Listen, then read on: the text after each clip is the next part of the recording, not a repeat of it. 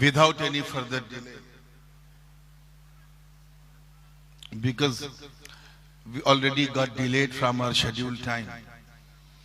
भारतीय रेल की तरह आज हमारा जलसा भी अपने निर्धारित समय से थोड़ा विलंब चल रहा है,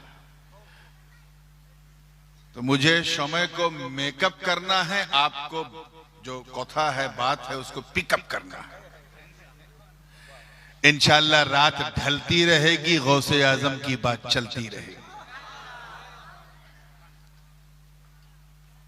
कुरान मुकद्दस का 8वां पारा है और उसका दूसरा रुकू है। उसकी एक आयते करीमा के एक हिस्से की मैंने तिलावत की। अल्लाह पाक का इरशाद है, अवमन काना मैतन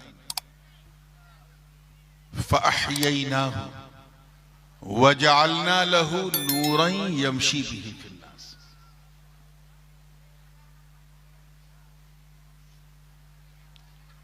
क्या वो मुर्दा था?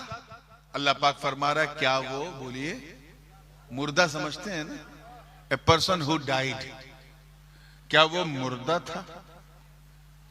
फअहयैनाहु, फिर हमने उसे जिंदा किया। वजअलना लहू नूरन, और हमने कर दिया उसके लिए नूर, यानी उसे नूर वाला बना दिया। यमशी बिही फिन्नास, और ये नूर वाले उसी नूर को लेकर लोगों में चलने फिरने लगे। आगे इरशाद है, कमम मसलुहु फिज़्ज़ुलुमाति लैसा बिखारिजिन मिन्हा,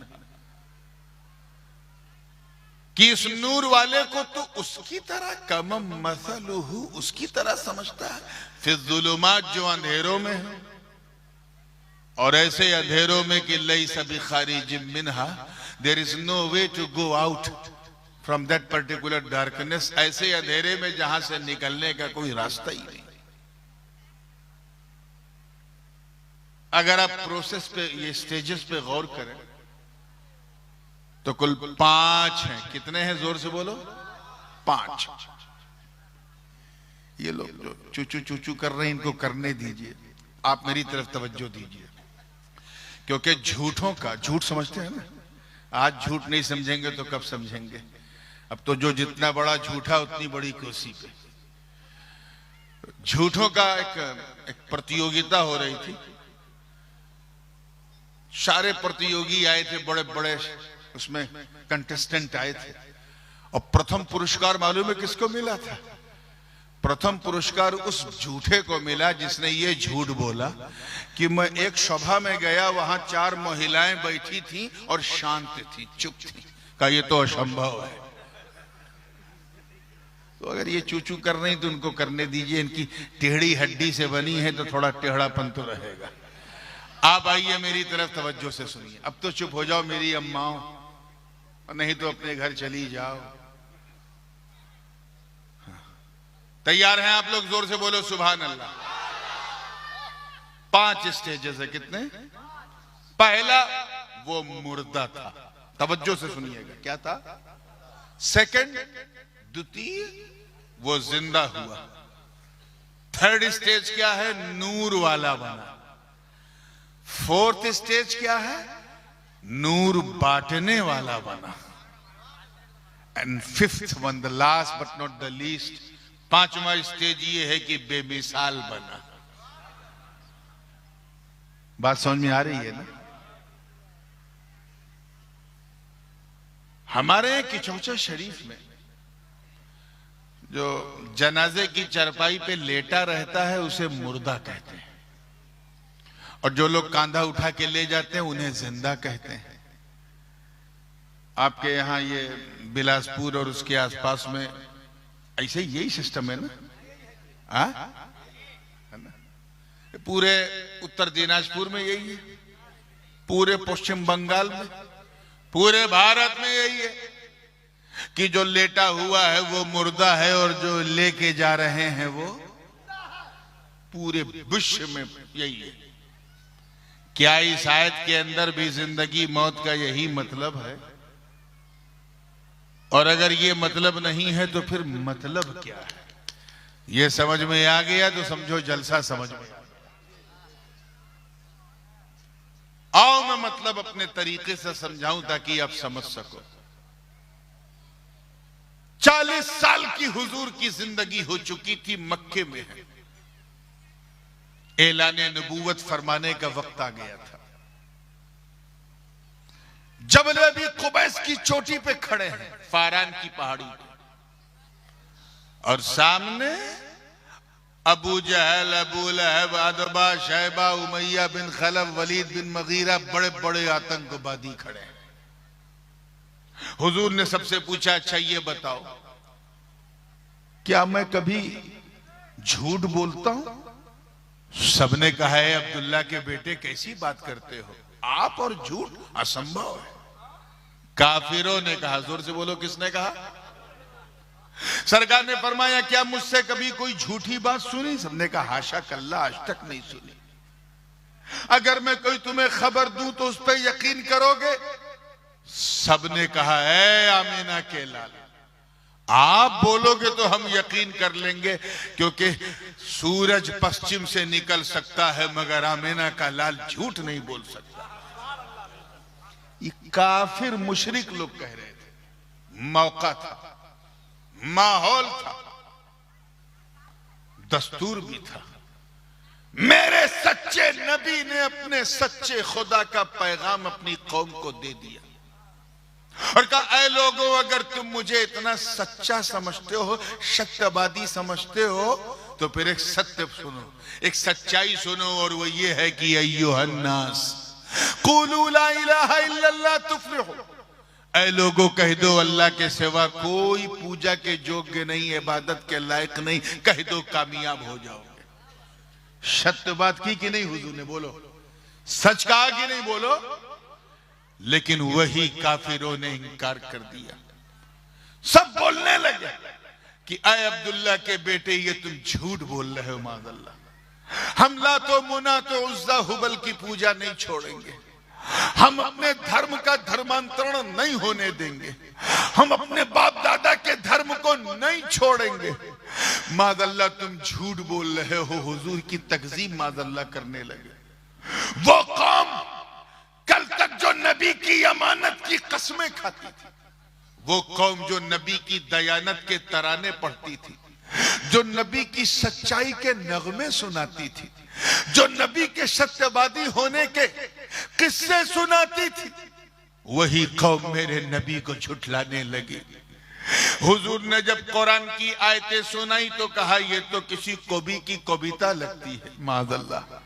हुजूर ने जब चमत्कार दिखाया, मोजज़ा दिखाया, तो कहा, ये तो किसी जादूगर की जादूगरी लगती है, माज़अल्लाह। सरकार ने जब भविष्य की बात बताई तो कहा, ये तो किसी ज्योतिषी की ज्योतिष विद्या है, ये तो काहिन है। हुजूर के अंदर जब वो वारफ्तगी देखी तो कहा, ये तो कोई मजनून पागल मालूम होता है, यानी जिसके मुंह में जो आया बकने लगा। हुजूर का कल्बे यासीन बिल्कुल छलनी था, आंखें अश्कबार थी, आंखों से आंसू बह रहे। सरकार ने अपनी बात पर अटल होकर इसरार बढ़ाया, काफिरों ने इंकार बढ़ाया। इसी इसरार, तवज्जो चाहूंगा, इसी इसरार और इंकार के बीच में बुलबुले सिदरा जिब्रील ने अपना नशेमन छोड़ा और बारगाह रिसालत में हाजिर हुए। अर्ज किया, या रसूल अल्लाह, आप रोए मत, इनकी परवाह मत करे, अल्लाह ने इनके हक में फैसला सुना दिया। कुरान की आयत लेकर आ गए, इन्नका ला तुस्मिउल मौता, ए महबूब, ये मुर्दे हैं, मुर्दे, आपकी नहीं सुनेंगे। आप जरा ख्याल करें, चलते फिरते अबू जहल को कुरान ने मुर्दा कहा, खाते पीते अबू लहब को कुरान ने जोरे बोले क्या कहा? मुर्दा कहा। ऊंट की पीठ पे बैठा शैबा मार्केट जा रहा है, कुरान कह रहा है ये मुर्दा। अतबा जो है वो बिजनेस कर रहा है, कुरान कह रहा है ये मुर्दा। और उधर ओहद की वादी गवाह है, नबी के सगे चचा जान सैयदुश्शुहदा अमीर हमजा रज़ी अल्लाह ताला अन्हु, सीने पे तीर लग चुका है, रूहे अमीर हमजा जिस्म से निकल चुकी है, दांतों से कलेजा चबाया जा चुका। सबने समझा कि अमीरे हमजा मुर्दा हो गए। बर्दो समर ने समझा कि मुर्दा है, शम्सो कमर ने समझा कि मुर्दा है, खुश्को तर ने समझा कि मुर्दा है, हर बशर ने समझा कि मुर्दा है। लेकिन इससे पहले कि उन्हें कोई मुर्दा कहता, तवज्जो, कहता, कुरान ने डांट के कहा, शट अप, ला तक़ूलू लिमन युक़्तलु फी सबीलिल्लाहि अमवात बल अहयाउ वलाकिन ला तशऊरून। अल्लाह की राह में जो कत्ल हो जाए उसे मुर्दा न कहो, बल्कि वो जिंदा।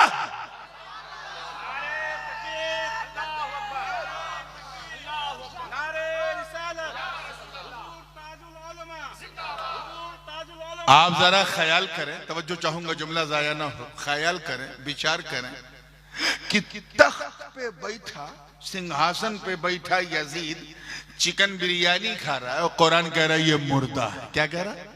बोले। और 3 दिन का भूखा प्यासा शहीद करबला के रण में जिस्म से सर जुदा है और कुरान कह रहा है ये जिंदा है। हम तो समझते थे जिसकी रूह निकल जाए वो मुर्दा है, जिसकी ना निकले वो जिंदा है। यहाँ पर हुसैन की निकल गई मगर जिंदा, यजीद की नहीं निकली मगर मुर्दा। मामला क्या है? मैं इसी ख्याल में, इसी विचार में उलझा था कि रहनुमाई हुई, आवाज आई, कहा सुन, सुन सुन, जिंदगी, अल्लाह करे समझ जाए आप, जिंदगी और मौत का ताल्लुक मलकुल मौत के आने जाने से नहीं, बल्कि सच्चाई यह है कि नबी की वफादारी का नाम जिंदगी है और नबी की गद्दारी का नाम मौत है।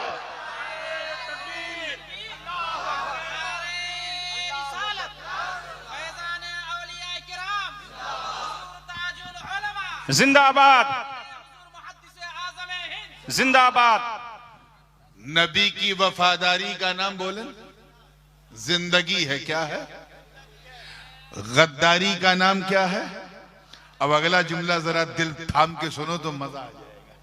यही वजह है, that was the main reason why, यही वजह है कि यजीद की गद्दारी ने यजीद को, बारगाह रिसालत में की गई गद्दारी ने यजीद को जीने नहीं दिया और हुसैन की वफादारी ने हुसैन को मरने नहीं दिया। बेशक हक है, बल्कि ऐसा जीवित रखा, ऐसा जीवित रखा, ऐसा जिंदा रखा कि हर घर में हुसैन, हर दिल में हुसैन, हर बाड़ी में हुसैन, हर मोहल्ले में हुसैन, हर शहर में हुसैन, अमेरिका से लेके ऑस्ट्रेलिया तक, यूरोप से लेके अफ्रीका के जंगलों तक ऐसा छा गए हुसैन कि सिर्फ मुरीदों के नारों में नहीं, बल्कि सच्ची बात यह है कि बस्ती बस्ती में हुसैन, करिया करिया में हुसैन।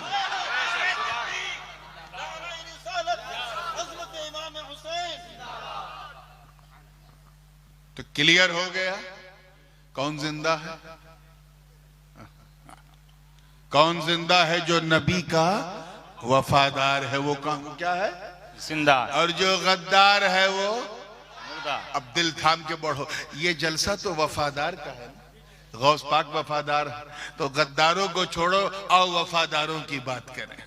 अबू बकर सिद्दीक नबी के वफादार अपनी कब्र में जिंदा है। हजरत उमर नबी के वफादार अपनी कब्र में जिंदा है। उस्मान गनी नबी के वफादार अपनी कब्र में जिंदा है। मौला अली नबी के वफादार अपनी कब्र में जिंदा है। इमाम हसन नबी के वफादार अपनी कब्र में जिंदा है। हुसैन नबी के वफादार अपनी कब्र में जिंदा है। तमाम अइम्मा ताहिरीन नबी के वफादार अपनी कब्र में जिंदा है। अरे कादिरी घबराओ मत, गौसे आजम नबी के वफादार अपनी कब्र में जिंदा।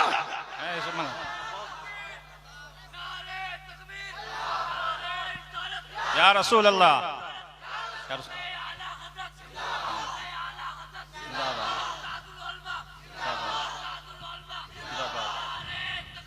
अल्लाहु अकबर। हर वली नबी का वफादार, जोरे बोले, हर वली नबी का, हर वली अपनी कब्र में जिंदा है। अच्छा, ये थोड़ा सा आपका मूड पर रखने की कोशिश करें। इतना तो आप भी जानते हैं, सबको पता है कि लेन देन जो है ये जिंदों में होती है। किसमें होती है? मुर्दों में नहीं होती। क्रेडिट, डेबिट, ये सब जिंदों में चलता है। ट्रेडिंग, लीडिंग, डीलिंग, वार्तालाप, ये सब किसमें होता है? बोलो।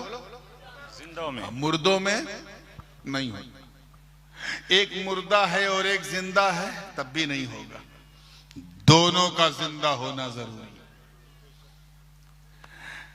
एक कब्रिस्तान से सफेद सफेद कफन पहन के मुर्दा निकला और एक पान की दुकान पे पहुंचा और कहा, खिला दे एक बीड़ा पान। पान वाला देखा तो हो गया हैरान, चेहरे से परेशान। कहा, तुझे तो जाना था शमशान, तू कैसे आ गया अजराहे कब्रिस्तान और मांग रहा है मुझसे पान? अरे ले ले मेरी सारी दुकान, छोड़ मेरी जान, जा कब्रिस्तान। अरे यार, हंस तो दिया करो, मुस्कुरा दो।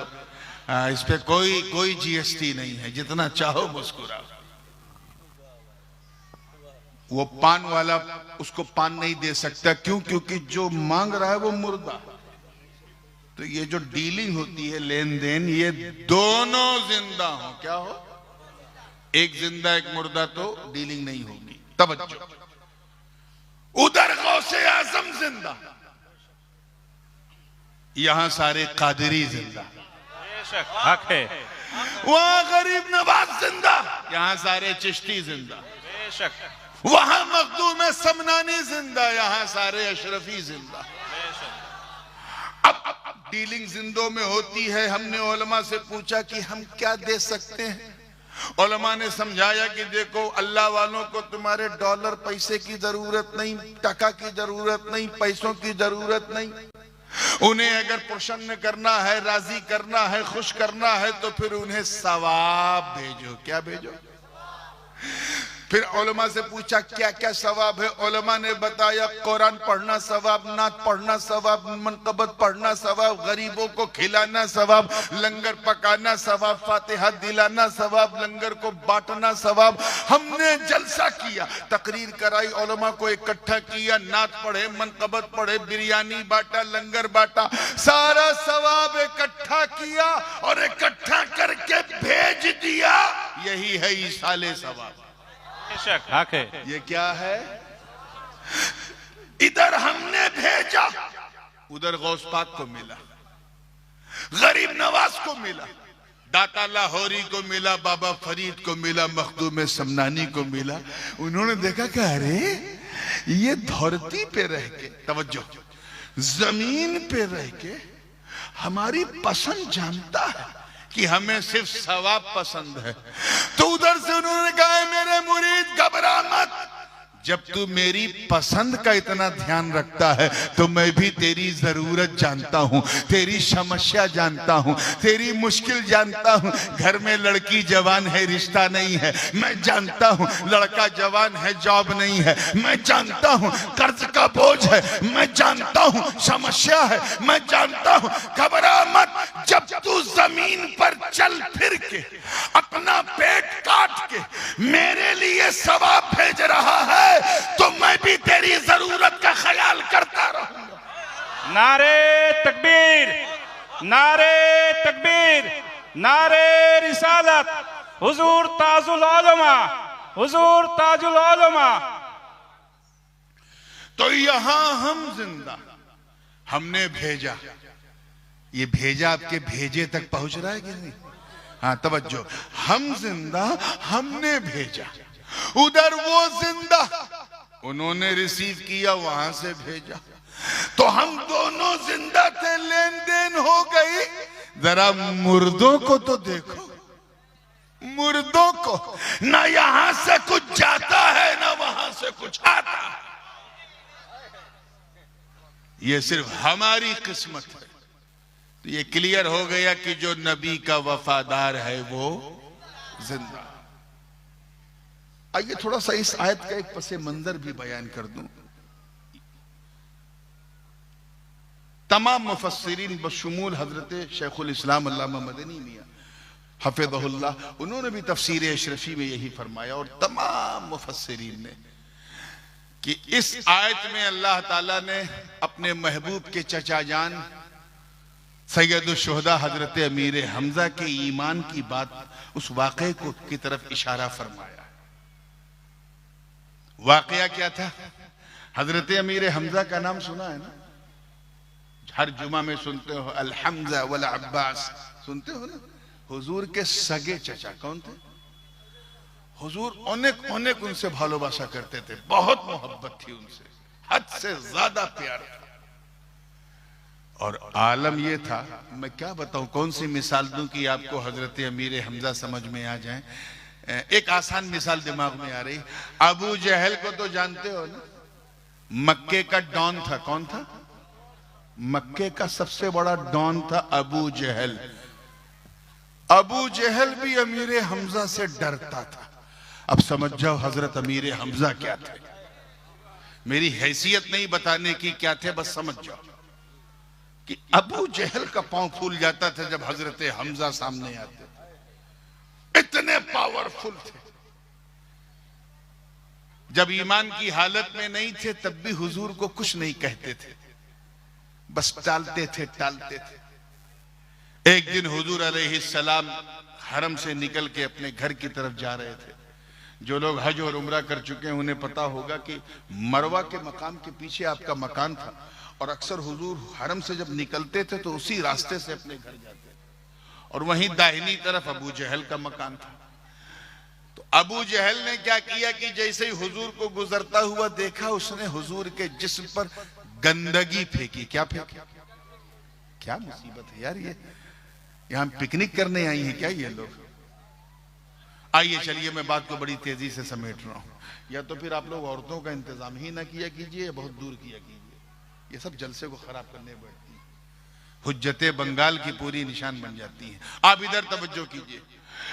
तो अबू जहल ने जैसे ही हुजूर को देखा सल्लल्लाहु अलैहि वसल्लम, तो इतना गंदा इंसान था अबू जहल कि नाली में गंदा हाथ ऐसे डाल के जो गंदगी आई वो हुजूर के ऊपर उसने फेंक दिया। सरकार ने खुद पे गंदगी देखी, एक फितरी असर तो आया, लेकिन फिर हुजूर ने कुछ कहे बगैर वहां से गुजर गए। एक देखने वाले ने ये मंजर देखा, और जिसने देखा वो हजरत अमीर हमजा का गुलाम था। और ये उस जमाने की बात है जब हजरत अमीर हमजा हालत ईमान में नहीं थे। वो घर पहुंचा तो कहा, है अमीर है हमजा, ये बताइए कि आपको अपने परिवार में सबसे ज्यादा प्यार किससे है, किससे आप सबसे ज्यादा भालोबासा करते हैं?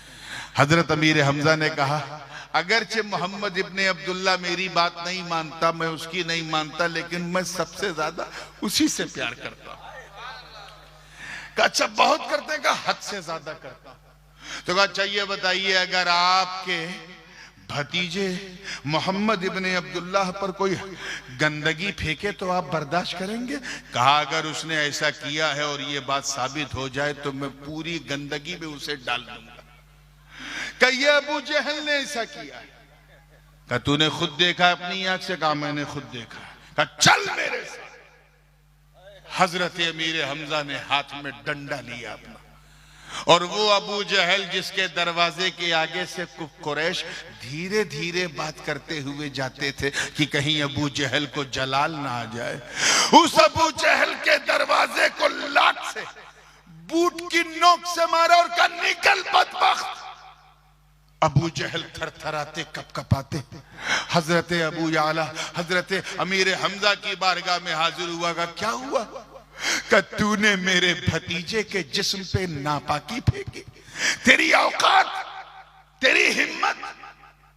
अबू जहल बड़ा अय्यार था, उसने मक्कारी की। का देखो हमजा, ऐसी बात है कि वो हमारे माबूदों को, हम जिनकी पूजा करते हैं, ये उनको कहता है ये गलत है, ये लात मुनात उज्जा हुबुल, तो वो हमारे माबूदों पे कीचड़ उछालता है, इसीलिए हमने उस पर कीचड़ उछाल दिया।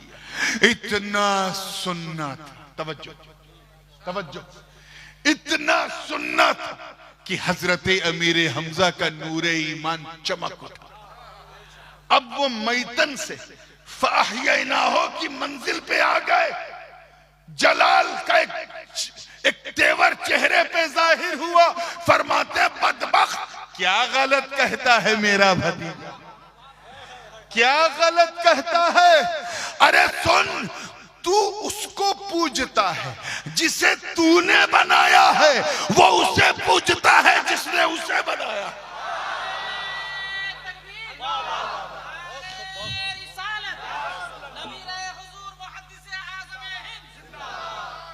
क्या गलत कहता है।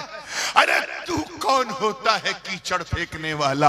हजरत अमीर हमजा की आवाज में घनगरज आ चुकी थी, जबान चल रही थी। उसी कैफियत में फरमाया, रब्बे काबा तू गवाह हो जा, मैं तेरे रसूल के सबसे बड़े जानी दुश्मन अबू जहल की आंखों में आंखें डाल के कह रहा हूं, अशहदु अल्ला इलाहा इल्लल्लाह व अशहदु अन्ना मुहम्मदन अब्दुहु व रसूलुहु।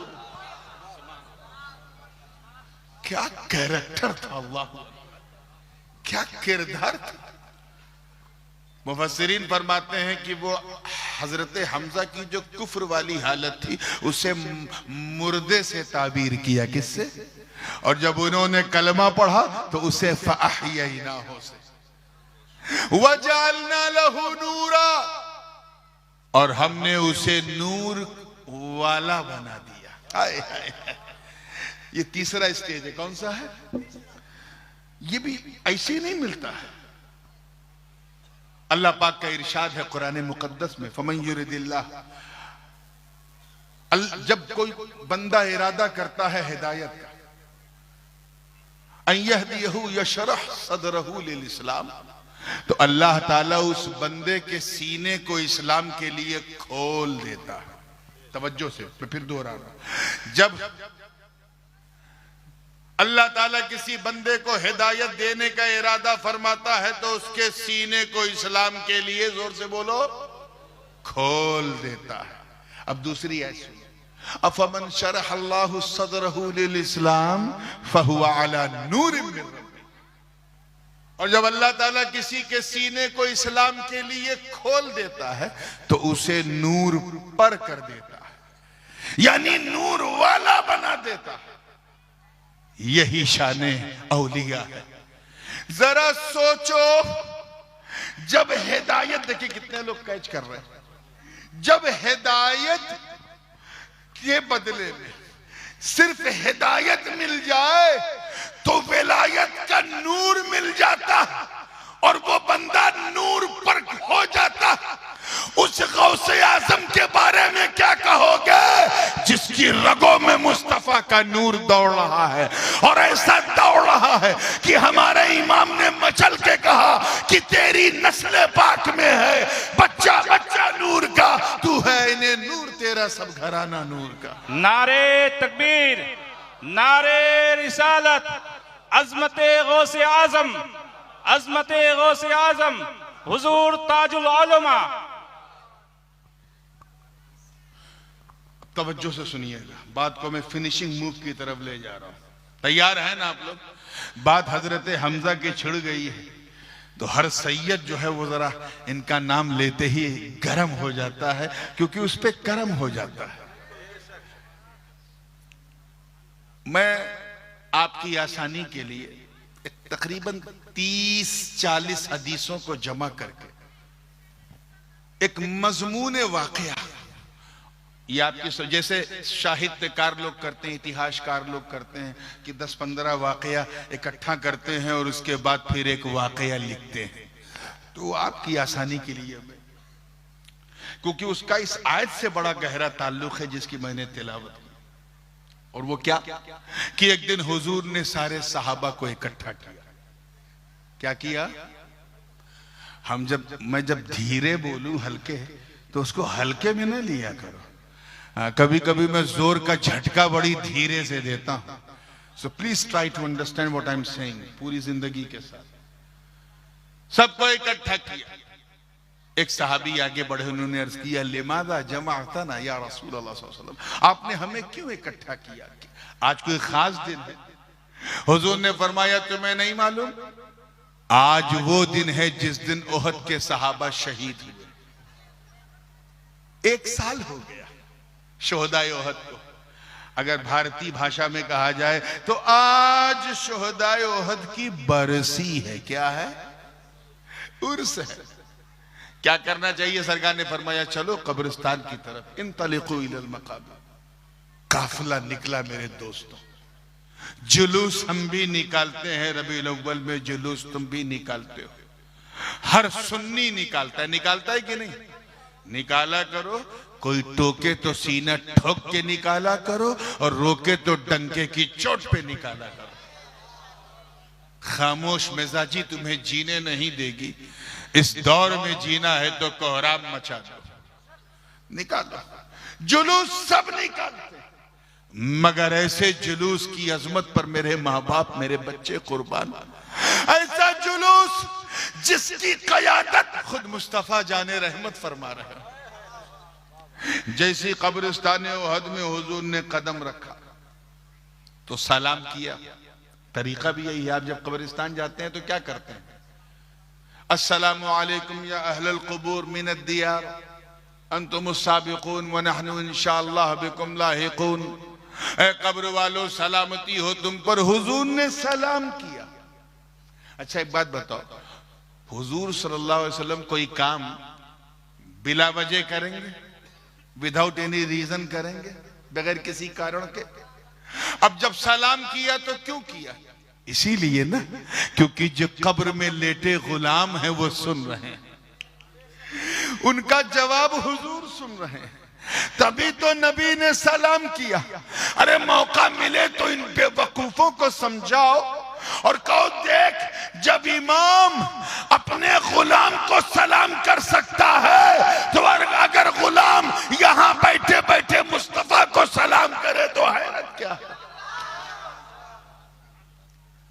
उसके बाद हुजूर अपने चचा जान सैयदुल शुहदा अमीर हमजा रज़ी अल्लाह तआला अन्हु की कब्र की तरफ गए। जो पढ़ना था पढ़ा, दुआ मांगा। उसके बाद सरकार ने एक मिंबर लगाया। क्या लगाया? थोड़ा जोर से बोल दो। ये मिंबर यानी स्टेज लगाया। अच्छा ये बताओ, कब्रिस्तान में स्टेज होता है? दुनिया के किसी कब्रिस्तान में नहीं होता, लेकिन ओहद में लगा। क्यों लगा? पता चला वहां भी नहीं था, मदीने से ले जाने की व्यवस्था की गई, प्रबंध किया गया, एहतमाम किया गया। अरे इसी एहतमाम को तो उर्स कहते हैं। कैच करो, मैं उलमा को दलील दे रहा हूं उर्स की। इसी एहतमाम को, इसी व्यवस्था को क्या कहते हैं? इसी मैनेजमेंट को उर्स कहते हैं। उर्स में हम करते क्या हैं? उर्स में हम जियारत करते हैं जो नबी ने किया, तिलावत करते हैं जो नबी ने किया, खिताबत करते हैं जो नबी ने किया, मिंबर लगाते हैं जो नबी ने किया, हम्द पढ़ते हैं जो नबी ने किया, मसाइल फजाइल बयान करते हैं जो नबी ने किया। हम वही करते हैं जो नबी ने किया। बस फर्क इतना याद रखना, रस्में तो बदल सकती हैं लेकिन सुन्नत नहीं बदलती। ये सहाबा की किस्मत थी जो नैनों के गागर से नहाते थे। ये औलिया की किस्मत है जो गागर से नहाते हैं।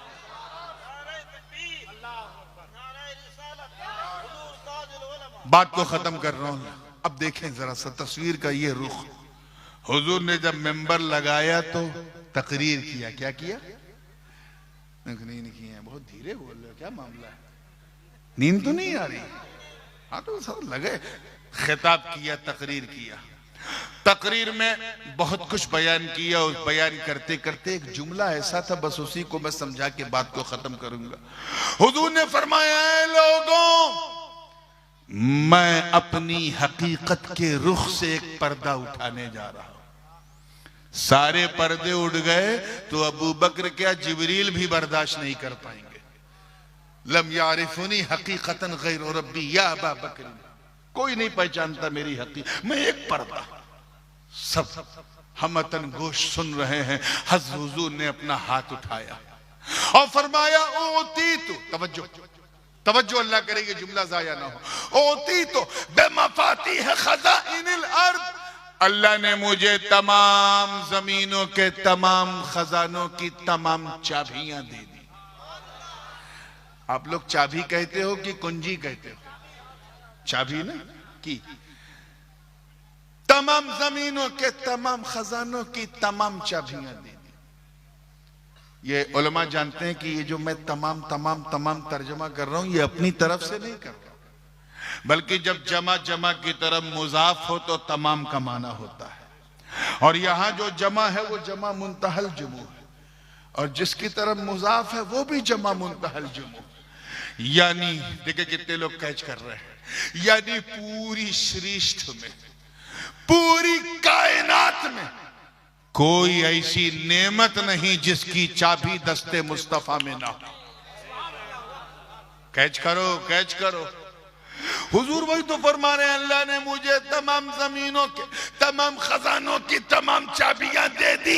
यानी जाहो जलाल की चाबी दस्ते मुस्तफा में, फजलो कमाल की चाबी दस्ते मुस्तफा में, जूदो नवाल की चाबी दस्ते मुस्तफा में, जूद बरगुजीदगी की चाबी दस्ते मुस्तफा में, बुलंद रसीदगी की चाबी दस्ते मुस्तफा में, इमामत क़यादत सियादत शराफत नजाबत विलायत हिमायत की चाबी दस्ते मुस्तफा में, अज़मतों की चाबी दस्ते मुस्तफा में, नेमतों की चाबी दस्ते मुस्तफा में, रिफातों की चाबी दस्ते मुस्तफा में, बरकतों की चाबी दस्ते मुस्तफा में, बरको समर की चाबी दस्ते मुस्तफा में, शम्सो कमर की चाबी दस्ते मुस्तफा में, खुशकोतर की चाबी दस्ते मुस्तफा में, बहरोबर की चाबी दस्ते मुस्तफा में, सीमोजर की चाबी दस्ते मुस्तफा में, लालो गोहर की चाबी दस्ते मुस्तफा में, जमीन के गर्भ में जो खनिज पदार्थ और जो मादनियात है उनकी चाबी दस्ते मुस्तफा में, जमीनों आसमान के खलाओं में जो कुछ है उसकी चाबी दस्ते मुस्तफा में, सातों आसमान में जो कुछ है उसकी चाबी दस्ते मुस्तफा में, दरिया की गहराई में जितनी नेमतें हैं सबकी चाबी, सुभान अल्लाह ने सबकी चाबी दस्ते मुस्तफा में कहा, हुजूर के हाथ, दस्त यानी हाथ में। गोया देखिए कितने लोग कैच कर रहे हैं, गोया सबकी चाबी, सारे नेमतों के खजानों की चाबी अपने महबूब के हाथ पर रखकर, गोया रब ये फरमा रहा हो कि ऐ मेरे प्यारे, ये सारी चाबियां हमने आप ही के लिए तो बनाई।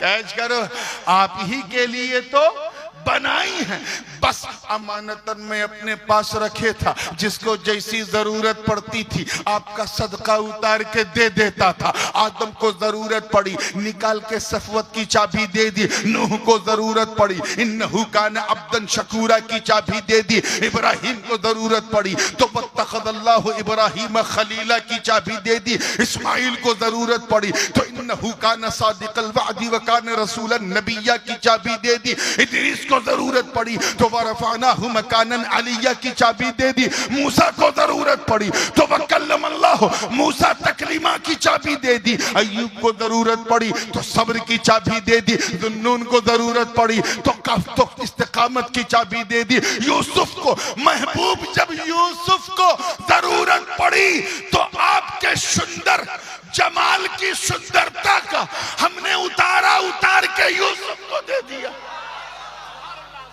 जब शुआइब को जरूरत पड़ी तो अदलो मीजान की चाबी दे दी, जब ईसा को जरूरत पड़ी तो वह उबरीउल अकमहा वल अबरसा व उहयिल मौता बिइज़्निल्लाह की चाबी दे दी। मगर ए महबूब, अब तो आपका नूरे नबूवत मानो रूप धारण कर चुका है, मनुष्य के रूप में आ चुका है, इसलिए ये अमानतें मैं आपके हाथ में रख रहा हूं। अब इधर मैं बांटू, इधर तुम बांटो। इन्नमा अना कासिम वल्लाहु युती का जुब्बो दस्तार पहन लो। ऐ मुस्तफा, देन मेरी होगी, तकसीम तेरी होगी, माल मेरा होगा, बंटवारा तेरा होगा, जिसे तू देगा उसी को मिलेगा, क्योंकि यहाँ न कोई मैं है न कोई तू है, जो मेरा है वो सब तेरा है, जो तेरा है वो मेरा है। तभी तो हमारे इमाम ने कहा कि मैं तो मालिक ही कहूंगा कि हो मालिक के हबीब, यानी महबूब वो मुहिम में नहीं मेरा तेरा।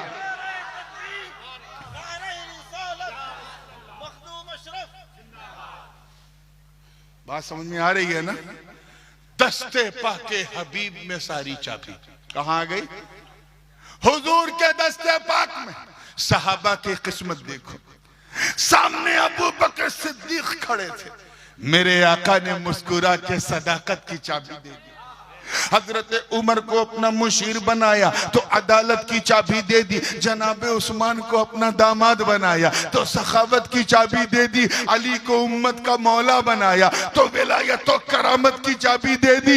मेरे नबी ने अपने एक बेटे इमाम हसन को कांधे पे बिठाया तो इमामत की चाबी दे दी, और दूसरे बेटे इमाम हुसैन के गले को चूमा तो शहादत की चाबी दे दी। बेशक नारे तकबीर, नारे रिसालत, अकीदा अहले सुन्नत, अकीदा अहले सुन्नत, शहजादा हुजूर गाजी मिल्लत ज़ैनुल आबिदीन पे नजर पड़ी तो इबादत की चाबी दे दी। मोहम्मद बाकिर पे नजर पड़ी तो इल्म इरफान की चाबी दे दी। जाफर सादिक पे नजर पड़ी तो तफक्कुह फिद्दीन की चाबी दे दी। मूसा काजिम पे नजर पड़ी तो वल काज़िमीन अल गैज़ वल आफीना अनिन नास की चाबी दे दी। इमाम अली इब्ने मूसा रजा पे नजर पड़ी तो सब्र रजा की चाबी दे दी। इमाम जवाद पे नजर पड़ी तो जूदो सखा की चाबी दे दी। इमाम हादी अन्नकी पे नजर पड़ी तो करम व अता की चाबी दे दी। इमाम हसन अस्करी पे नजर पड़ी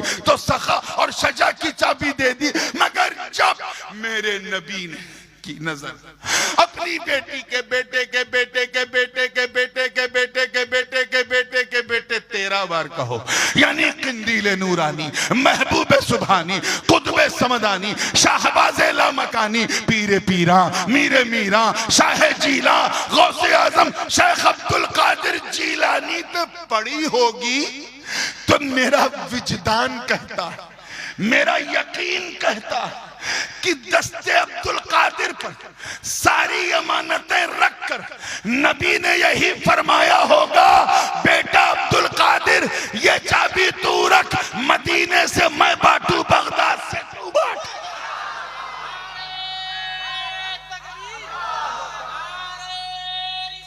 या रसूल अल्लाह जिंदाबाद,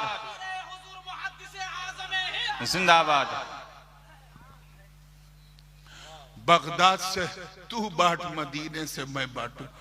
चुनांचे ऐसा बंटवारा किया कि अब जिसको मदीने से मिलना है उसे बगदाद वाले गौस से मिलना।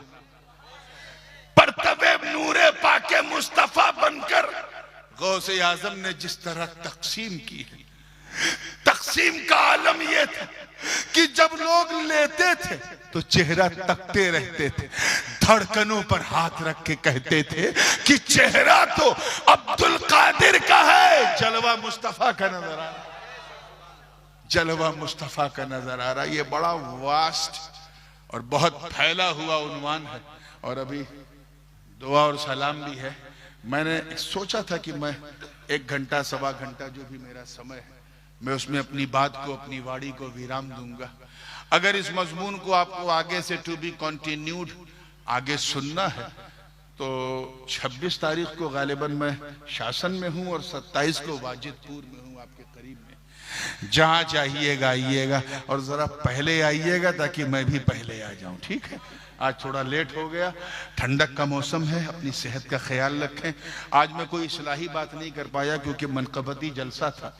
बस चलते चलते इतना कहूंगा, ये सारी एक्टिविटीज, ये सारे जलसे, इसकी सारी बरकतें हमारे मुंह पे मार दी जाएंगी अगर हमने नमाज को कायम नहीं किया।